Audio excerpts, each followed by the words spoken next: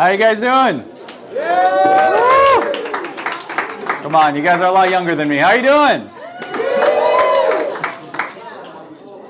So, I think Hashem has very interesting ways of working. I'm on the way here to give a class on priorities in dating, and I get a text from a matchmaker. Not for me, don't worry. Somebody listed you as a reference. Would you be able to talk? I said, great. I've got quite a AishLIT to come. Why not? We'll talk in the car. And the first thing she says is, I kid you not, this was like 20 minutes ago. The first thing she says is, what's wrong with your community? Like, my community? Like, she's from New York. Like, oh, you want to start this? What? Yeah, I was like, have you turned on the news? Like, I know you're from and all, but you got to know what's happening. No, I bite my tongue a lot, don't worry. And she says, she actually had a valid point. She says, every guy I try to set up in LA, Sephardi guy, wants a girl that's, and I'm like, okay, 3, 4 years younger, 10 years younger. It's like, oh man. So I said, it's really funny. I'll mention that in my class that I'm giving in 20 minutes. But her point was she's got these amazing girls and these amazing guys. And the only reason they won't date, they won't even go on a date, is because there isn't a double-digit age gap. I'm telling you. Ella was in the car. She's a witness. There isn't a double-digit age gap. So I wasn't going to even mention this, but I want to do a favor to her. Don't look at age. Seriously. I did not marry somebody who's younger than me. I don't believe you should look at the number.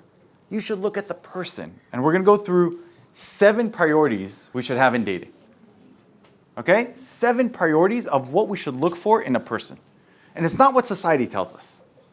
And it's funny, the timing, because it's actually next week's Parsha. All of this is based on a prom, and the first shidduch. Anybody know what shidduch means? Yeah, arranged marriage. Very good. Arranged marriage in the Torah. Very nice. Yeah, that's impressive. Your resident Yiddish speaker. Baruch Hashem. Gewaldig. So, number one is prayer. It sounds so simple. I was just talking to Andres about something that was stressing me. And he gave me an amazing solution. Pray. Psalm 23. Just pray. Just talk to God.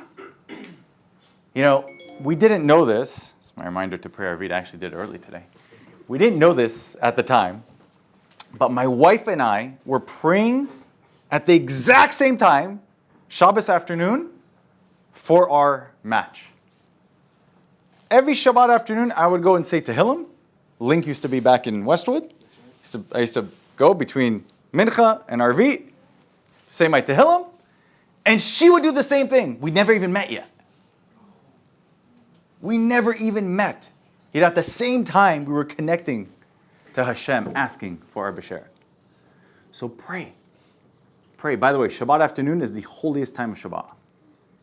Right before Shabbat ends, that is the peak. Kabbalah teaches us you ask for anything. That's like the highest. It's not Kiddush. Friday night seems like the best because you're going to good dinner. But really, it's that third meal that you're eating like, whatever you have. That's the highest point. Pray. Avraham Avinu prayed. Eliezer, before he went out, he prayed for a wife. He prayed that his mission is successful. The second thing is know what to look for. How many, raise your hand if you know what you're looking for in dating. Be honest. You're literally 50% of the way there. Literally 50% of the way there. Know what to look for. What did Eliezer look for? A kind woman. Right. Woman, she was a kid, but... Yeah, what? Back in the day, 13 was old, She was 3. No, that was Rivka. You're right. But that's Rashi. There's 2 opinions, 3 or 13. One opinion is she converted, and there she was 3. She was 3 because she converted. She was 3 years old after she converted, and therefore she was 3. Another opinion, she was 13. She got on a can. She seemed to be older. She seemed to be schlepping water. Yeah, I don't know. I go with the 13. My grandma was 12, I think, when she got married in Jerba. So that's all. See? It's possible, guys. I know. Some of you are a couple years late, but don't worry. We won't judge you, all right? Rabbi and I won't judge you based on our grandma. But by this time, we're expecting like double-digit kids, all right? Back in the motherland, you guys wouldn't know. So he looked for someone who's kind. Shared purpose and goals. Research indicates that couples with shared goals tend to report higher satisfaction in their relationships and are less likely to experience conflict. Know what to look for. You have the shared goals, you'll be happier together. But before you know what to look for, what's the prerequisite to that? Know yourself. Beautiful. You have to know yourself. I don't know what to look for if I don't know what I am. If I don't know who I am, how do I know? Rav Shlomo Wolbe, Zatzal, he used to always tell his students, I want you to take a walk every day. Don't even study on the walk. It's weird for a rabbi to say, don't study. All right? You don't hear that every day. Do not study on this walk. I forget how long it was, 10, 15 minutes? Just be with yourself. Walk with yourself and just be with yourself.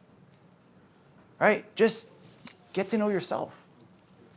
We know everybody around us except yourself. And part of that is being able to say no. Right? Knowing who you are and what you're looking for means you will say no to certain potential matches. For the right reasons. Not because she's not 10 years younger. She's only 9.5. Literally, this girl is like really, I felt bad for this matchmaker. It's like, she's 7 years younger, he won't go out with her. I'm like, don't look at me. Note to guys, don't put me as your reference if you're going to go out with girls only 10 years. Step 2, knowing what we're looking for, but clearly communicate what you're looking for. You know, raise your hand if you felt you were on a date and you really wanted to say a value or something that's important to you, but you held back because how is she going to take it? How is he going to take it? Right? Anybody ever have that happen? What are they going to say? You know, are they going to be receptive to it? Or am I going to look like a weirdo? Right? It's normal. We're opening up. Don't be afraid to clearly state what we're looking for. Eliezer clearly stated what he's looking for. He was not ashamed of it. You know, when I went out with Nahal, we knew each other before, so this was not technically like a first encounter, but we spoke about everything important from a value system. How we want to raise our kids, what kind of house we want to have, do we want to host people, do we want to be antisocial, whatever it is. We discussed it. And we realized we have a shared vision. And that's what attracted me to her. But you have to not be, you got to get over the fear. Fear will cripple you. Fear will literally cripple you. In any situation in life. Our biggest enemy is fear. True or false? There is healthy fear. I will say there's healthy fear. Like, don't just walk into Gaza even now. Or New York, for that matter. Maybe we shouldn't post this one, Rabbi. I shoot myself in the foot here. But it's okay. I don't have any investments in New York City. I'm fine. But that's healthy fear. Most of us suffer from unhealthy fear. When it comes to relationships, let go of our things that are holding us back. Okay, number 3, don't attract the wrong girl. Eliezer is arguably the servant of the richest man in the world at this time. Avraham Avinu was fabulously rich. They call him a prince among us. Yet he doesn't come off showing off. He gives her a very small gift at first. He doesn't come, woo, I'm going to blow you away. I'm very big into cars. And so, Is that your Ferrari? Baruch Hashem, yeah. But I am into cars, and I was asking everybody. It's like, whose Ferrari is that? oh yeah, it's a ghost. It just got in here. And so, a lot of guys ask me about cars, right? It's dating and cars. That's all I get questions about. Okay. And I always tell guys, and I'm serious, and girls, same answer. Do not get a nice car until you get married. True? Alan's a witness right now. He was going to get one of these exotic cars. I said, no, I will pick you up to go to the gym. Do not get a car. Why? What's the idea behind that? Lines of priorities. Blinds her. What are you trying to do? I'd be blinded. Shoot. Yes. Sorry, gotta go louder. I'm older. Exactly. I've been there, done that. You know what I mean? Yeah. So one day that's not there, then they're not going to be there either. You know what I'm saying? So yes, that's a very optimistic approach. But you're absolutely right. Pirkei Avot says what you're saying in chapter 5, Mishnah 17. Any love dependent on a thing, once the love is gone, the thing is gone. Once the thing is gone, the love is gone. So you don't want it to be based on material. Right? I remember and I don't do this anymore, so last time I let somebody borrow my car, I said, how was the date? He said, it was great, but the only compliment I got was the car. And man, maybe don't do that again. Did he marry her? No, he's still single. If you know anyone, he can borrow very nice cars if you know anyone for him. Sorry, I had a long day. Might as well laugh here, right? Number 4, there's the no one good enough syndrome.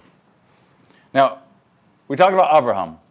This is where Avraham Avinu is, just to give you the backstory, he's marrying off his son. I'll say his only son that's going to inherit the family dynasty. And he can ask for anyone. There is no girl that would say no to him. Good family, wealth, godly. What else do you need? Yet he chooses a girl based on character. And not only that, but if Eliezer, his servant, goes and finds a girl for him, okay? The first girl he sees is the one he chooses. Look around. Maybe there's another girl. Maybe there's something better around the corner in the different well, right? He meets her at a well. It's all about the wells. Yeah, what's the hurry? You just got here. The first girl he sees that meets his criteria, he chooses. That's it. When it's a true story, I can't make this up. When I was dating, Nahal actually, a guy goes to me, are you sure you want to marry her? A relative of mine. I said, yeah, I'm pretty sure. I mean, I got a ring. I was getting a ring. I don't remember what it was. And he says, girls, it's like buying a car. You want to make sure you've seen enough cars before you buy one. And I looked at him like, that's an interesting analogy. Makes sense why you're in a miserable marriage. No, I'm kidding. Did not say that. Bit my tongue once again. I have great self-control, guys. So don't shop around. Okay? Don't shop around. Number 6, and there's many studies. Anybody here in business? So it used to be a concept of the more you offer, the better results you'll get, the more conversion you'll get. But as a matter of fact, studies have shown that the smaller the offering, the higher the conversion rate. Right? And I always use the example of Trader Joe's. Trader Joe's has like 2 crackers. Right? And they discontinued the whole wheat one. Now they just got the plain cracker. I don't know why they're just going to do a whole wheat one. They got 2 frozen strawberries, organic and non-organic. Not sure what the difference is. They literally have like just 2 of each thing. Right? You go to Ralph's. My wife sent me to Ralph's. I didn't know what I'm doing. I like looked for like a big help button, you know, like go get cheese. There's 20 types of yogurts. Have you ever seen the frozen yogurt? It's insane. Why is Trader Joe's doing so well? Because there's less options. It's cheap too. That helps too, especially with the Jews. That's only with our little community. They do have a lot of kosher options. That's also good for the little community we have, correct? But on a grander scale, they make it easy. Like you don't have to think, which is great for men shopping for their wives. It's idiot proof. I can't get it wrong. Honey, I did. Okay, this is. I was gonna say. Hold on. No. My sins I atoned today. The green beans. That's a tricky one. There's the French ones. There's the regular one. How many types of green beans are there? Even Trader Joe's confuses you on that. I got the regular, not the French one. What's the difference? Married life joke. Yeah. One day, guys. Don't get the regular green ones. Number 4 is Ayin Tova, a good eye.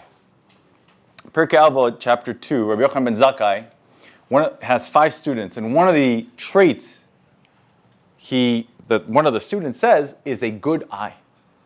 Look for someone who sees the good. Life, I remember I had my high school rabbi come speak last week. He became an army captain and chaplain and told us all these war stories. And right before we graduated, he sits me down, me and my best friend. He says, guys, I got to give you one last piece of advice. I'm like, wow, I'm excited to hear this. It all goes downhill from here. Like, wow, really? I can't wait to graduate. But life will have its ups and downs. Life will not be stagnant. You're right now, everybody, raise your hand if you want to get married. Rabbi, keep your hand down. We're Sephardi. We have a loophole, yeah. Not yet, okay. I think 90% of the hands went up today, correct? Oh, thank you. 91%. Marriage will not be the end of your stress. I was going to say a joke, I won't say it right now. Marriage may only be the beginning. No, I'm kidding. Life will not cease to have stresses once you find the one. Life will have stresses, but if you are with the one who will have a good eye, then you will weather those stresses and you will get closer to each other through those challenges. I kid you not, I'm telling you from first-hand experience. Right? Thank God, we went through the usual. And I looked at my wife. We went through something health-wise, Baruch Hashem, everyone's fine. But I said to her, this made me realize how much more I love you. Because your pain is my pain.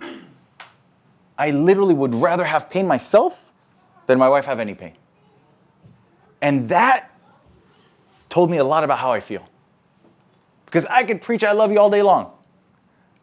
But when you feel that feeling for someone, that's when you know you care for them. But you have to find someone with a good eye. I'll give you an example. My son Asher, by the way, great Parsha videos, 2 minutes. Asher Samuel Rayn is his handle. So it's called on Instagram or something. And I had to get, I don't have Instagram. I use my wife's account just to see his videos. I have one friend, Asher. And we had 3 weeks left of summer. We just got back from Hawaii. And the entire family's depressed. Like literally, it's a somber flight back. You know how like flying to vacation, everyone's excited, like, yeah, we're gonna go party. Like kids partying is fun. You know, we go to the beach and we go have like smoothies. And and then we're flying back and it's like Tisha B'Av. And my son goes, why are you guys sad? And everybody's like, because we only have 3 weeks left of summer. And he goes, but we have 3 weeks left of summer. Isn't that amazing? Yeah. Look at it's just about how we view things. So find someone who sees the good. Okay? Now, when Eliezer is at this well, and he sees who was 3 or 13, and she's schlepping water for the camels. Now, the Rashi there says The water in the well, anybody been to a well before? Like last week or two? No? Okay, so I'll give you a sneak peek of how it works.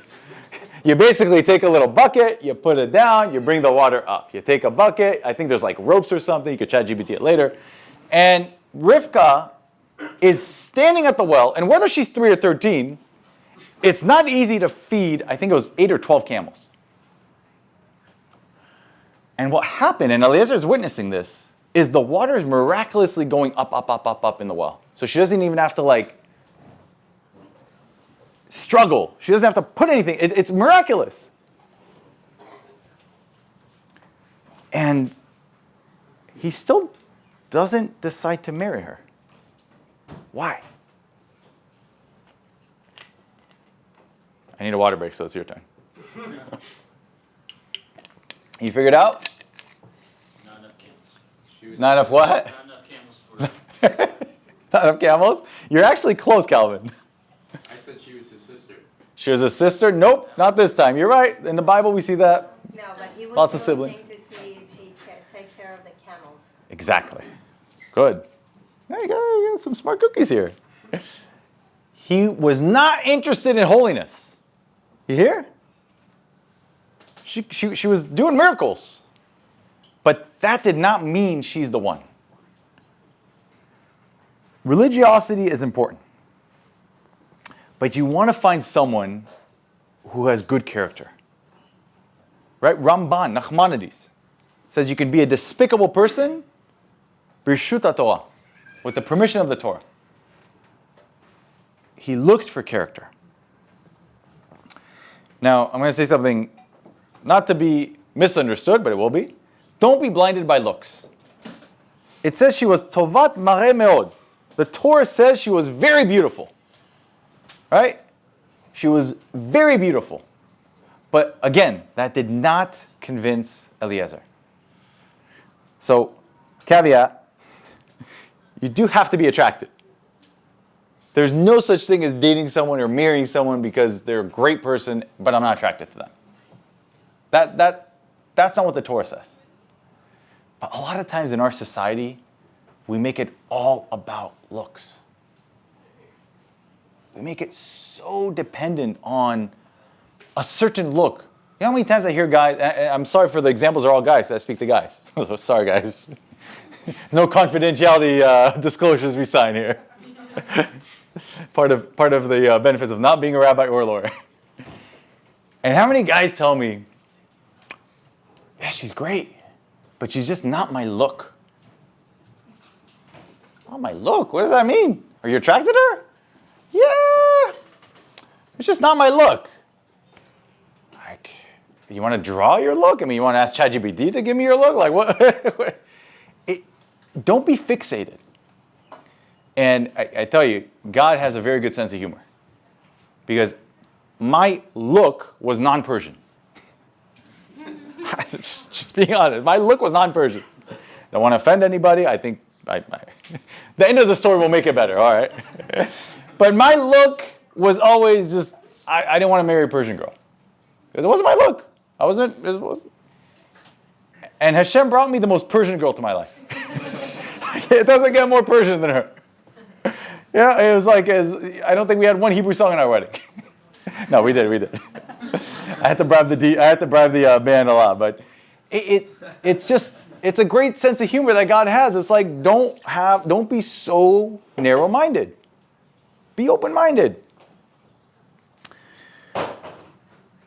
Second to last one is where does he go to find this girl and see her character? Remember, his mission is to find a wife for Yitzchak. And his one criteria is kindness. She has to be kind. Where does he go to see her true colors? well. The well. It's what we're missing in LA. Shidduch crisis solved. Forget another H building. We need a well, Rabbi. A well. Why does he go to the well? Oh, we need another H building. Rabbi Markman would approve. Why does he go to the well? It's a source of life. Okay. Why doesn't he go to her house? Yeah, he knows who he has to go to. He's got to go to his, Abraham's cousin, basically, Abraham's relative. He wants to see her outside her element. He wants to see the person outside of their environment. Right? How do they act? I get a lot of calls, thank God, from rabbis and people in the community. My wife is now screening my calls. Like, wow, how'd you get that call? She's like, I put my email instead of yours. I know you don't want to get inundated. And how do you know who's really doing something in the community? How do you know? A guy calls you, he says, I'm doing this, this is that. Please make the check payable to... No, I'm kidding. Half kidding. I had guests over Shabbat. And we have frequent guests. And almost every time we have guests over, there's two names that come up. Rabbi Jack and Shira. That's our home. I'm serious. They tell us how this is their home away from home. So you know how you get to know someone? Rabbi Jack is very personable. Very friendly. His Rebbetzin, they're very friendly. But the true barometer of who they are is what they do. Is not in the element. What do people say? Right? This is like what they're doing in LA is unheard of. I don't know how, may Hashem always give you the power and the hatzlacha and the energy, because Baruch Hashem, it's miraculous. Nothing short of miraculous. But that's how you know a person. See them outside their element. Right? See how things are. And the last one I'll say is make a time limit. You can date forever. Dating can get so comfortable that you're just dating. Rabbi Tatz brings a story down. A girl came crying to him. He says, what happened? She says, look, I've been dating this guy, and the minute I brought up marriage, he's gone. How long were you dating him for? Maybe she rushed it, 5 years. 5 years. So make a time limit. I don't want to embarrass him, but there's somebody I've been learning with for a couple years now. Baruch Hashem, amazing guy. One of my favorite people, other than Alan, Jason, a few others here. Andres, I don't want to name everybody here. But he was dating a girl a few months, probably 5 months. And he comes out, we learn once a week usually, we try to. He says, Roy, I think I'm going to marry this girl. I said to him, we'll call him David. We call everybody David. Don't get excited. You're not going to figure out this David. I said, are you sure? He says, I'm very sure. We went through the hit list. Everything checked off. Last week he got engaged. Wow. Last week, and honestly, I'm so happy for him. It's as if my own child got engaged. I am so happy for him. Not just because he got engaged, but because he didn't waste time. He didn't procrastinate. He could have dated this girl for years. Right? But he knew what he wanted and he acted on what he wanted. And that's important. I want to give you just one bonus. We're Jews, we all like freebies. So, my daughter's not here? Okay, good. We can make it rated R. Anyone ever hear the concept of, you got to test drive before you buy the car? Where's this going? This is to the Ferrari dealer near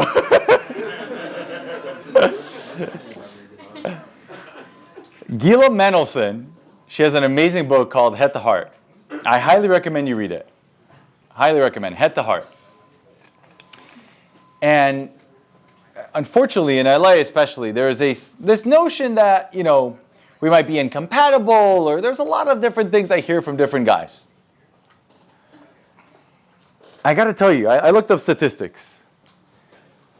When couples are fill in the blank, they move in together before being engaged.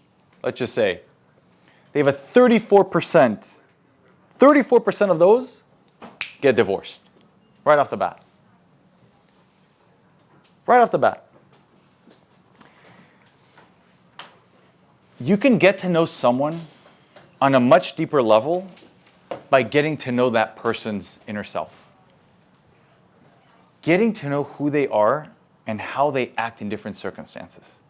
Rabbi Tad says, how do you know when you're ready to marry the person? When there's no new information being given. There's always going to be something, but you pretty much know the person.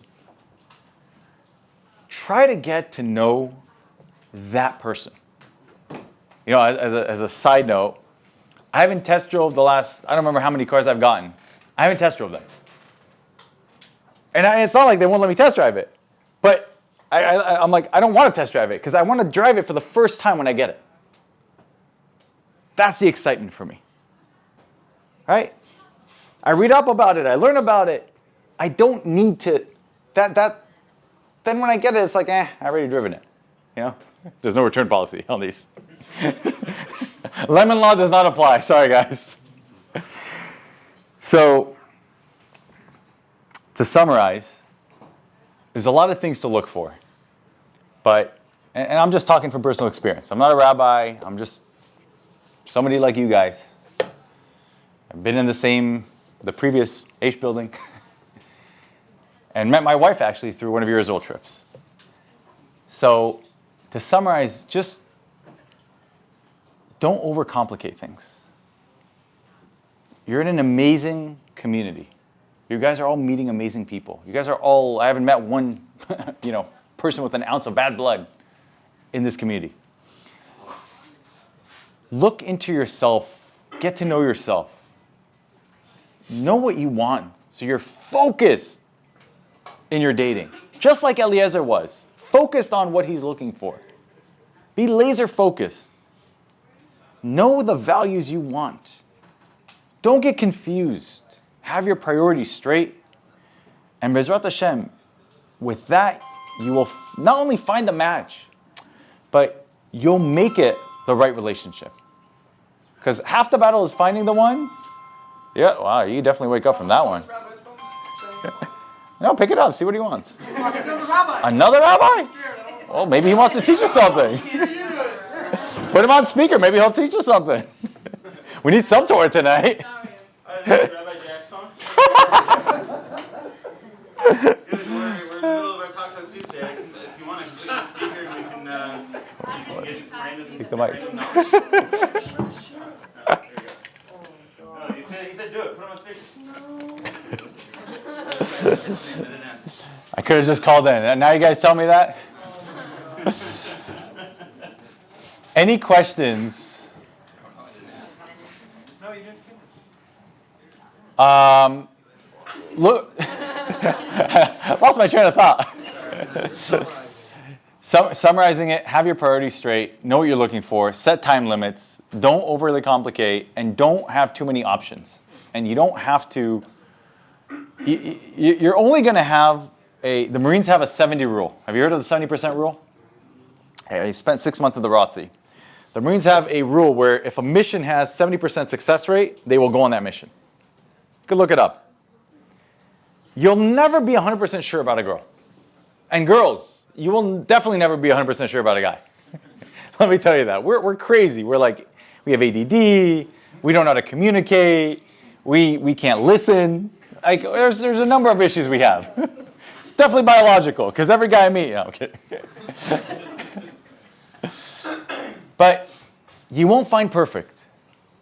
But that's okay. Because if we really looked at the mirror, we would realize we're not perfect either. And once we realize that, it'll make getting married a lot easier. Okay, thank you guys for listening. Wow. I don't get that at Sparta. Any questions? What do you like to ask on a date? Well, I got to date myself 12 years now. So they say the first couple dates make them fun. Don't judge a person by the first couple dates because they may be nervous. I had a guy I was talking to, actually Ellen set him up with a girl. And he said, I talked to her, but she was very shy. I'm like, duh. It's the first conversation. Like, come on. I don't know. Spend 20 minutes, lost cause. But anyways, don't. Hopefully he's not watching. Don't, I think I lost half my friends tonight. Do not judge a date by the first date.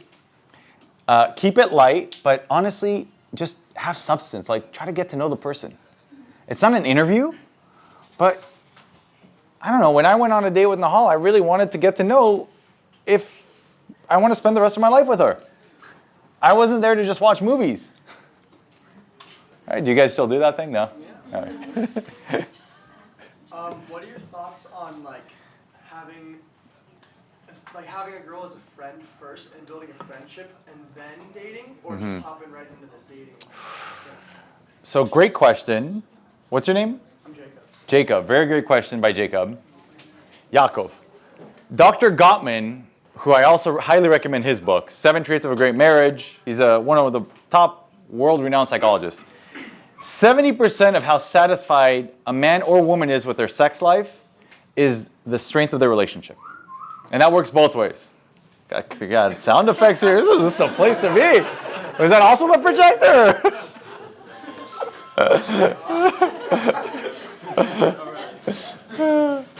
So 70% determining factor, and you can look it up. Just look it up. Dr. Gottman, sex, friendship, 70%. You'll see the whole quote.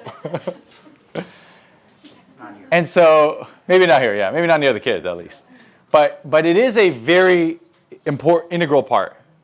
And, it could go both ways. You could date and then become good friends. Or in my case, I started as friends with my wife. And we would do homework even though I was in school together. And we just started dating because we loved hanging out with each other. Yeah. That's how my folks are. I mean, they started as friends too, and that's why I was like, I don't know. Just a thought. Yeah. Some people have this stigma of, I can't date my friends, Bubba Maisa. Don't listen to that.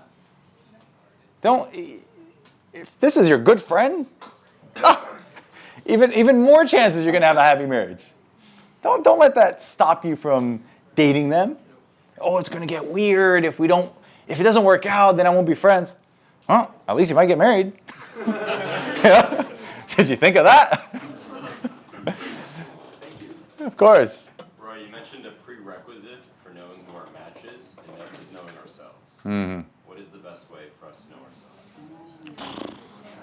Man, always got to bring the hard questions, Andres. So I have it's a whole separate discussion of how to get to know yourself. It's actually a whole class.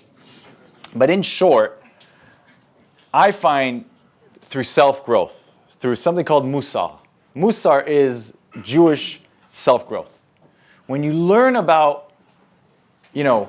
watching your tongue, or be the first one to greet someone, when you learn about these things, not only are you refining your character, but I start realizing, who am I, and what do I have to work on, and does that make sense? That helps. There's different books. Orchot Tzadikim is an amazing, amazing book. Pirkei Avot really helped me when I was dating. That was one of my favorite. Ethics of the Fathers. Just finishing that. It's funny, this guy who got engaged, so it's a very long book. Warning, it's 6 chapters. There's probably, 15 Mishnahs roughly in each chapter. He's on the second to last Mishnah. We just met last Sunday. So I said we got 2 Mishnahs till you get married, so you got to finish it. But try to find something, because not only will it help you to get to know yourself, and I'm not talking to Andres because he's already learning more than anybody here, including myself. But for all of us, try to find something that we connect to, that we can learn, and not only will we learn about ourselves through God, but we'll also work on ourselves. Because your match, everyone's match is here. But if we don't make our vessel ready to receive that match, then it could be here for the next 100 years. But we have to make our vessel ready. Right? And that all goes into self-growth. Anybody know Dahlia from Aish? So when I was dating, I wasn't even dating at the time, honestly, I was single. She recommends this marriage book by Pliskin on marriage. I don't recommend it. I'm kidding. I'll tell you why. It's a great book, but I didn't know until I arrived from Amazon. That's why is it so heavy? It's literally 500 something pages. I didn't know they make books that big. 500 something pages. But those are the things that help us get ready. Marriage is not something we just jump into. It's not a pool. It's not a mikveh. It's something that takes refining of a character if we want to have a happy marriage. Any other questions? Yes. Top green flags, top red flags. Ooh. So it's really a personal question. I'll start with that. I'll tell you what Dr. Lieberman wrote 11 books, 2 New York Times bestsellers. One of the things he looked for when he was dating, and he's happily married, is someone who's flexible. Someone who's not stuck in their ways. Right? That's an important one. Someone who's happy. Someone who's shared values. That's a huge green flag. Red flags, for a guy, anger. And that's a big red flag because that's, the Gemara says anger is like worshiping an idol.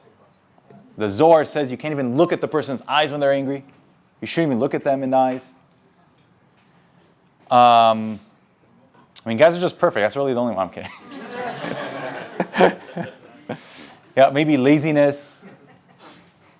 Depending on yourself. If you're chill, then whatever. You guys both want to be couch potatoes, fine. But you have to know yourself and what you're looking for, right? And it has to be a match. Does that make sense? Any last wishes before I go put my child to sleep? How long have you been married? Oh, man. Did we stop the video recording? I got to count. Hold on. Over 13 years, thank God. Yeah, August of 2012. 6 days after my birthday, so it's an expensive month. I spent on myself, But yeah, and it's you constantly get to know your spouse as the relationship progresses. Has it been the same? Has it been? What does that mean? Since the beginning? Has anything changed? A lot has changed. When you first get married, you're like, it's you and that person. And then you have a child, and your relationship dynamics take a complete turn. Dr. Gottman has a book called Baby Makes 3. 67% of relationships after a kid go downhill. 33% go up. I'm really not trying to depress you guys. This is way down the road, all right? No one's having kids at 13 like our sibling, our ancestors here.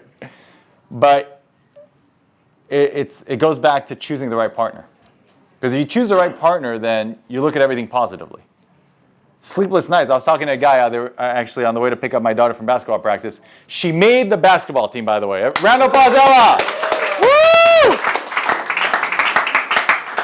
They are still working on their scoring abilities. 30-5 was last time score, and they were not the ones with 30. Just leave it at that. But I was talking to a friend who just had another baby, and he's in the infancy. He just recently married, etc. And he was kvetching. You know what right? This is great. I get my two Farsi words in Sephardic temple, Yiddish words here. This is complaining. Thank you, Jacob. And I got to interpret it for the three. And so I told him, listen, David, again, not the same guy. David, you're going to miss these moments. Because my wife and I have a game. When we can't fall asleep or when we just don't want to, we don't try to watch TV. We try to look at pictures of our kids. Now, Baruch Hashem, they still think they're babies, but they're not 2 years old anymore. Our youngest is going to be 7 in 10 days, God willing. And so we look at pictures from years ago. And we always have this game. How much would you pay to go back to that? Right? How much would you pay to go back to that? Sometimes it involves Ella too as a baby, by the way. But most of those are just traumatic memories. how much would we pay? Now, we didn't sleep. It was like torture. You know how that's what they do to torture people. They sleep deprive them. That's having a kid. But it's the most fulfilling times of your life. And so, to answer your question, it changes every day. Right? When you have a kid, it changes. When you have another kid, it changes, thank God. When you go through this, it changes. When you go through that, it changes. You get older, it changes. It changes. Whoever you marry, it's not going to be the same person. You're not going to be the same person. But the traits inside will be the same. Kind of answered it? At least I got the years of marriage right, you know. That was the hardest question tonight. Any other questions? All right, thank you guys for listening. Appreciate it.